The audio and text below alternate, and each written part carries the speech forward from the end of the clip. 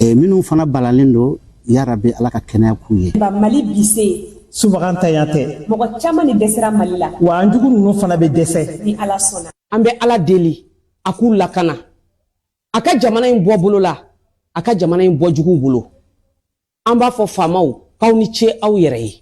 Le bruit de leurs bottes résonne dans tout le Sahel. U taamakan tɛ dogo u yɛlɛkan tɛ dogo awa u ka kɛwale fana tɛ dogo. An y'o de fɔ n ko anw artistes an tɛ to ko fiyewu faamaw dɛmɛni la. Nous sommes Fama. Nous sommes le Mali. Nous sommes tous Fama.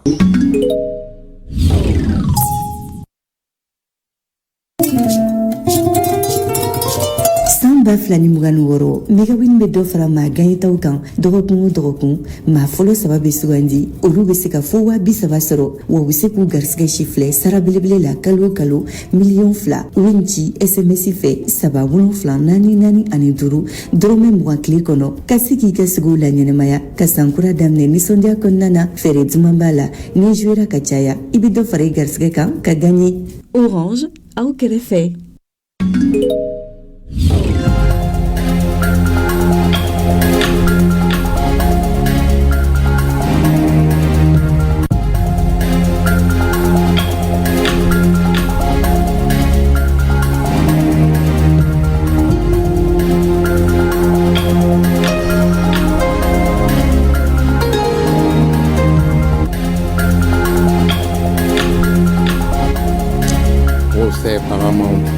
C'est une dizaine de présumés auteurs qui sont impliqués dans la livraison d'équipements militaires aux FAMA avec des accusations portant sur le faux, l'usage du faux, l'atteinte au bien public et le blanchiment des capitaux, à suivre avec le procureur national du pôle et financier sur le déroulé de 2 mois de procès, la suite réservée au dossier, un procès qui illustre la volonté de l'État de faire la lumière sur la gestion des ressources publiques.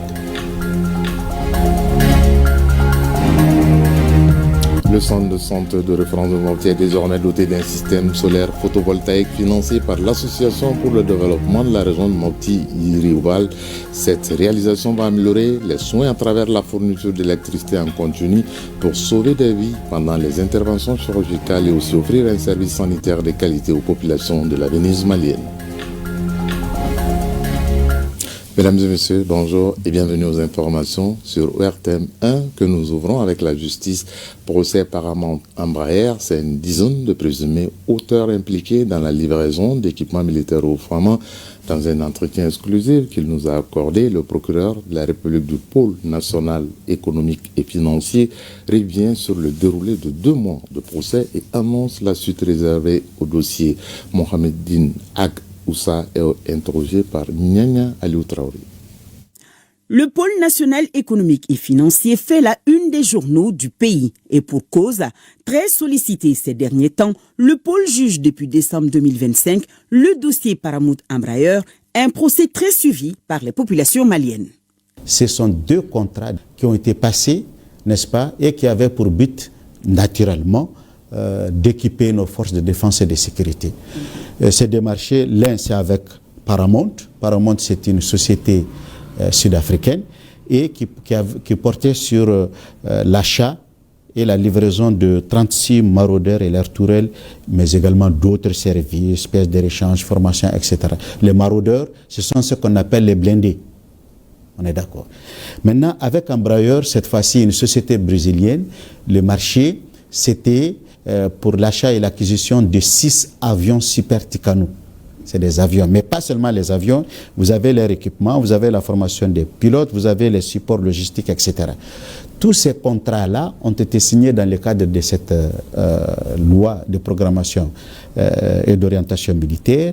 Et si ma mémoire est bonne, avec Paramount, par exemple, c'était un contrat signé le 23 novembre 2015 et son avenant intervenu bien plus tard, le 20 et 22 juin 2017. Pour ce qui concerne Embraer, c'est le 13 octobre 2015 et son avenant le 30 novembre 2017. On est d'accord. Et pour des montants exprimés dans des devises, etc. Et donc c'est cette affaire qui, à l'époque, avait été contrôlés, ces marchés ont été contrôlés, si vous voulez auditer, et il est il a été relevé un certain nombre de fautes qui sont susceptibles de constituer des infractions à la loi pénale, qui ont été dénoncées. L'affaire Paramount Embraer constitue aujourd'hui un véritable cas de justice. Beaucoup de personnalités qui ont servi l'État en de hauts lieux y sont interpellées. Question, que leur reproche-t-on au juste? Les reproches qui sont faits, ce sont des faits qui sont susceptibles de constituer les atteintes aux biens publics, le blanchiment des capitaux, les faux et usage de faux et complicité de ces faits. C'est ça la saisie. On est d'accord? Maintenant, les personnes... Ils sont au nombre de combien? En tout cas, c'est plus d'une dizaine de mises en cause. Oui. Voilà. Donc, ce n'est pas la peine de donner les autres informations parce que c'est un dossier qui est toujours en cours de jugement. Les accusés sont nombreux. Certains, au moment des interpellations, étaient sur le territoire national et d'autres non.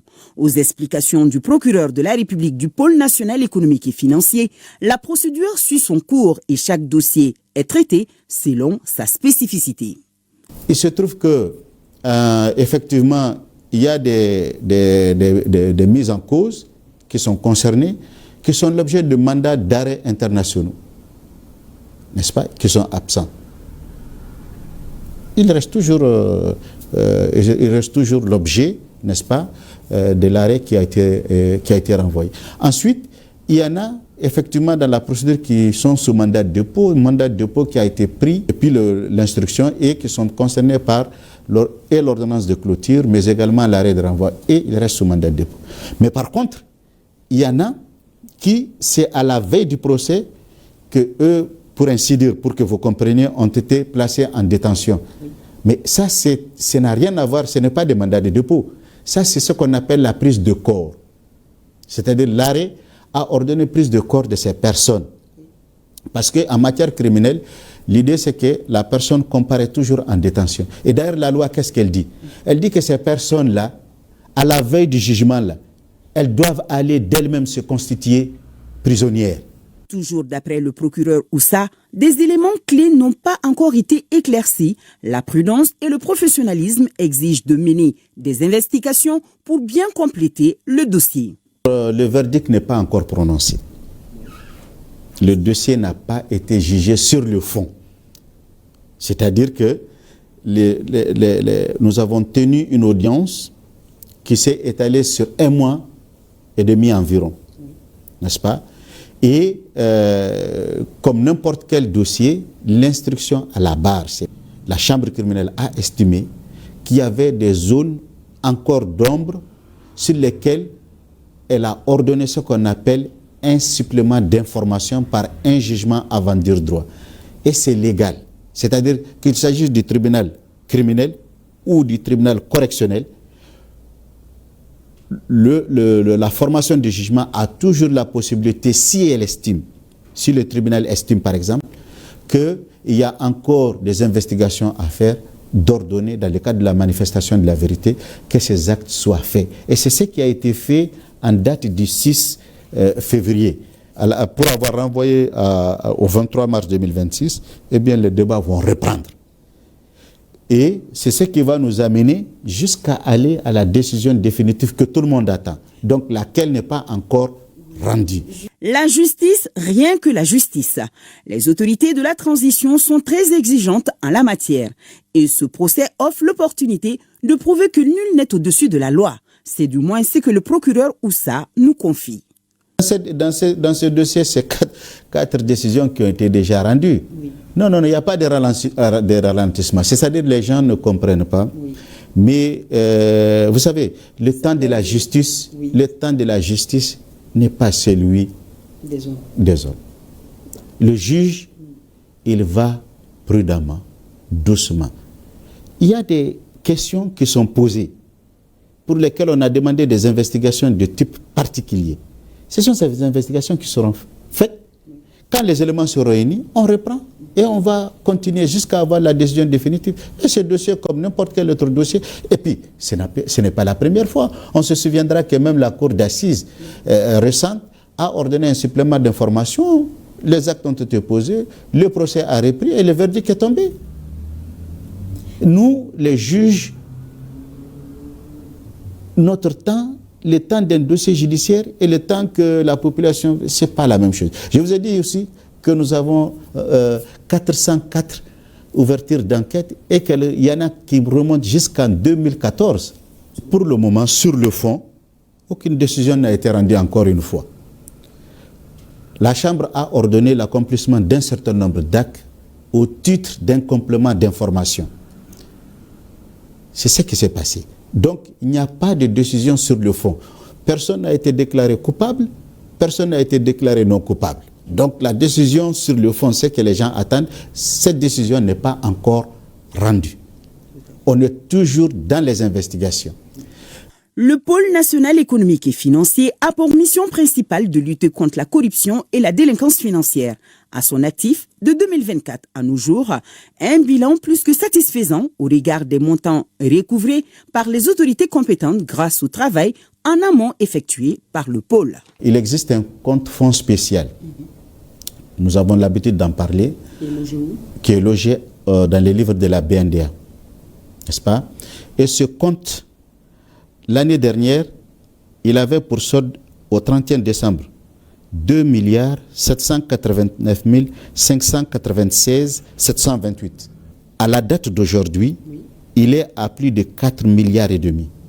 Toujours en marche de l'activité judiciaire au niveau de ma brigade. L'année dernière, en 2024, ce sont 331 496 639 francs qui ont été volontairement payés par les justiciables. Cette année, 2025, la brigade, c'est 541 829 098 francs. Donc une nette augmentation. Et ce n'est pas tout. Cette année, vous savez, nous en avons à combien? Nous avons, au niveau des cabinets d'instruction, totalisé plus de 11 milliards de nos francs. 11 milliards 105 millions 998 285 francs CFA. Sur un tout autre sujet, le Comité national de labellisation des produits locaux et ses partenaires autour de la table pour l'examen et l'approbation de 4 labels en marque collective et en indication géographique. Une initiative qui s'inscrit dans le cadre de la stratégie nationale de valorisation des produits du terroir et de la promotion des produits made in Mali. Boukari Koulibaly. La dynamique de labellisation des produits du terroir se renforce au Mali. Réunis à l'occasion de la 9e session du Comité national de labellisation des produits locaux, les acteurs du secteur examinent et valident les règlements d'usage de 4 nouveaux labels, à savoir Ferma, Mangue Transformé, Scoop TMB, Marque Collective et Région de Sikasso et les labels de certification Mogofanga. À travers la tenue de la présente session, le gouvernement du Mali réaffirme son engagement constant à promouvoir le système de la propriété industrielle comme levier de développement. Au cœur de cette session du SIGMAC, des produits à fort impact économique, le lait local, la mangue transformée et la pomme de terre de Sikasso, en ligne de mire, l'enregistrement prochain de nouveaux labels maliens auprès de l'Organisation africaine de la propriété intellectuelle, OAPI. Des identifiants qui garantissent l'origine des produits et la qualité des produits. Et il est important pour l'État de valider ces démarches-là pour renforcer la protection des consommateurs. Et il faut que le signe qui est apposé sur les produits ou les services emporte la confiance des consommateurs. D'où le regard qui est nécessaire et indispensable des pouvoirs publics pour assurer cette origine, la garantie de cette origine et la garantie de qualité de ce produit.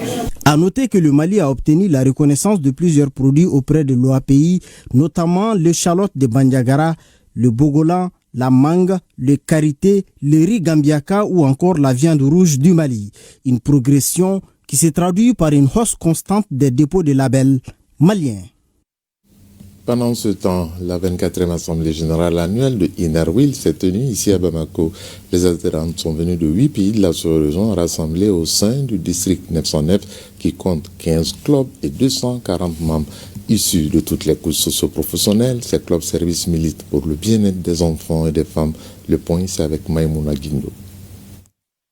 La 24e Assemblée générale du district 909 de l'international Inerwil commence.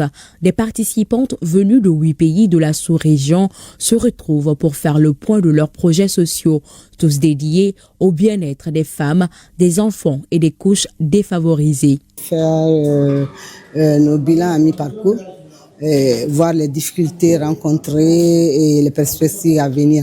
Chaque club vient avec son plan d'action, on évalue ce qui s'est passé jusque-là et voir ce qu'on peut faire pour avancer.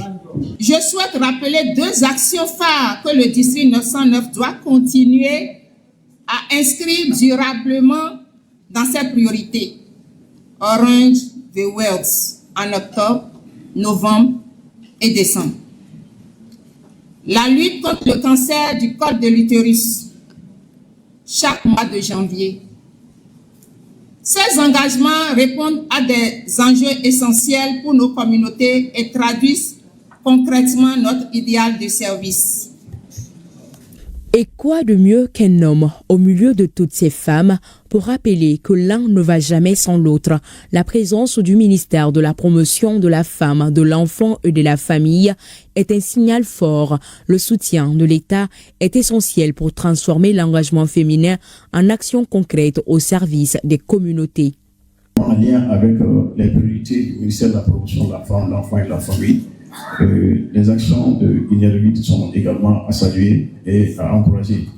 Et ce qui explique d'ailleurs l'organisation d'états généraux sur la situation de la femme, de l'enfant et de la famille en 2025 pour prendre en compte toutes ces priorités-là, toutes ces préoccupations, notamment en termes de promotion des droits des femmes, en termes de protection des enfants et en termes de promotion des familles.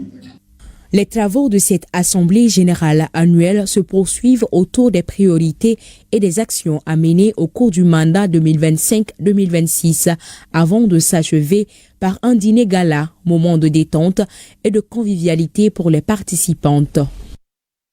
Toujours dans le cadre associatif, l'Association malienne des anciens fonctionnaires internationaux des Nations Unies a tenu sa traditionnelle Assemblée générale au siège de l'Organisation mondiale de la santé, l'OMS. Au cours de la rencontre, les échanges ont porté sur la présentation du rapport d'activité du bureau, l'examen et l'adoption du projet de plan d'action 2025 et les perspectives pour l'année 2026. Inaba pour les détails. Cette rencontre, initiée par l'Association malienne des anciens fonctionnaires internationaux des Nations Unies, AMAFINU, fait le point sur la gouvernance, les activités et les perspectives de l'association. L'Assemblée générale de ce jeudi est une occasion de tirer le bilan, mais aussi de faire des recommandations pour consolider la gouvernance et dynamiser l'AMAFINU. Des résultats appréciables ont été enregistrés, en particulier en matière de structuration des activités, de visibilité de l'AMAFINU et de dynamisation de plusieurs actions prioritaires. On peut également noter que durant cette période, l'AMAFINU a poursuivi ses efforts pour établir et consolider des partenariats avec des institutions publiques, continuer ses œuvres sociales, mobiliser des personnes ressources et universitaires pour des conférences débats. L'ONU reste votre maison, comme vous l'avez rappelé aussi. Votre voix compte, votre expérience aussi compte. Et votre regard critique est plus que jamais nécessaire. Aujourd'hui, l'AMAFINU est confrontée à des difficultés liées à la mobilisation des ressources. C'est pourquoi l'association réfléchit à l'élaboration d'une stratégie pour une amélioration du règlement des cotisations. Le Mali est fier de votre contribution inestimable au rayonnement de notre pays sur la scène internationale. En effet, vous avez été des exemples vivants de compétences, de dignité et d'abnégation qui continuent de nous inspirer. Créée en 1999, l'Association malienne des anciens fonctionnaires internationaux des Nations Unies est apolitique. Elle compte près d'une centaine de membres actifs. À présent, je vous amène dans nos régions. Première escale, la Venise malienne Mopti. Fini les tracasseries pour la fourniture en continu d'électricité au centre de référence de la 5e région. Il est désormais doté d'un système solaire photovoltaïque financé par l'Association pour le développement de la région de Mopti, Yerival. La réalisation va améliorer les soins et sauver surtout des vies en cas d'intervention chirurgicale. Bintou Tatouchenta et Suleiman Tebsoke étaient l'événement. Le centre de santé de référence de Mopti dispose désormais d'un système solaire composé de 60 panneaux de 715 watts crête de puissance unitaire, un onduleur de 30 kVA et un parc de batteries de 82 kWh extensible. Un geste de générosité de l'association pour le développement de la région de Mopti, Yiriwal. Pour un montant total de 24 975 000 francs CFA, entièrement financé par l'association Yiriwal pour la prise en charge de 4 services, notamment le bloc opératoire, la maternité, la néonatologie et la chaîne de froid. Et cela 24 heures sur 24. L'impact de cette réalisation sera significativement déterminant pour les femmes et les enfants qui sont les principaux bénéficiaires des services de santé, la réduction des coûts de fonctionnement des services de santé. Tout ça, c'est en cohérence avec les priorités nationales du développement durable. Ce don de l'association Yiriwal va réduire les risques dans la prise en charge médicale et garantir la continuité des soins et sauver des vies humaines. Cette réalisation démontre de manière concrète que lorsque l'État, les collectivités territoriales et les partenaires agissent en synergie, les résultats sont visibles et mesurables. Association Yiriwal, les mots me manquent pour vous apprécier ce que vous êtes en train de faire dans la région de Mopti. C'est impressionnant, mais ce n'est pas étonnant. Sur ce rêve, je vous souhaite bon usage. La coupure de ruban symbolique et la visite guidée des installations et les services connectés au circuit ont bouclé les activités. Si à Mopti, l'électricité se stabilise, à Bougouni, la 15e région, la direction régionale de l'emploi et de la formation professionnelle multiplie les initiatives pour absorber le taux de chômage des jeunes. Pour ce faire, elle vient d'organiser une rencontre dénommée Baroko Kene, une initiative pour informer les jeunes des offres et opportunités d'emploi de la région. Abdul Karim Konate et Djibril Bagayo. Baroko Kene, en d'autres termes, espace de l'emploi. C'est l'intitulé d'une rencontre initiée par la direction régionale de l'emploi et de la formation professionnelle de Bougouni. Une rencontre qui vise à promouvoir l'entrepreneuriat jeune et cela pour leur autonomisation. Le besoin est là pour que les jeunes aillent à l'auto-emploi. C'est seulement l'auto-emploi, c'est-à-dire l'entrepreneuriat de façon globale, qui peut faire en sorte qu'on puisse réduire le taux de chômage au Mali. Au cours de cette rencontre, deuxième du genre, un sketch sur l'auto-emploi a été projeté au profit des jeunes. Une initiative saluée par le représentant du gouverneur de Bougouni. Le développement de l'auto-emploi devient une réponse à la création des richesses et l'émergence de l'économie locale.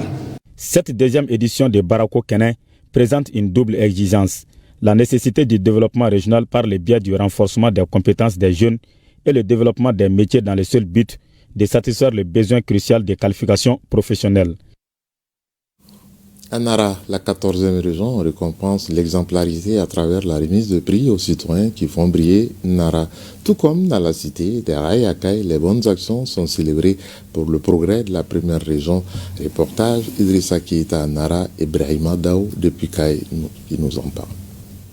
Cet événement annuel initié par le ministère de la Jeunesse et des Sports, chargé de l'instruction civique et de la construction citoyenne, vise à renforcer l'appropriation des valeurs citoyennes à l'échelle régionale et locale à travers la distinction des citoyens et d'acteurs exemplaires dont l'engagement inspire et mobilise les communautés.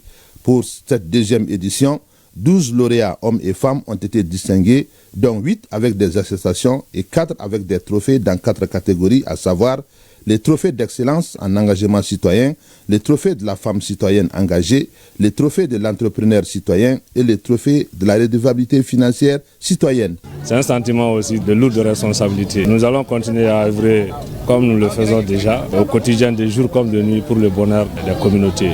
Pour les chefs de l'exécutif régional, la nuit du citoyen n'est pas seulement une cérémonie de distinction, mais aussi un appel à l'action, à la responsabilité et à l'exemplarité.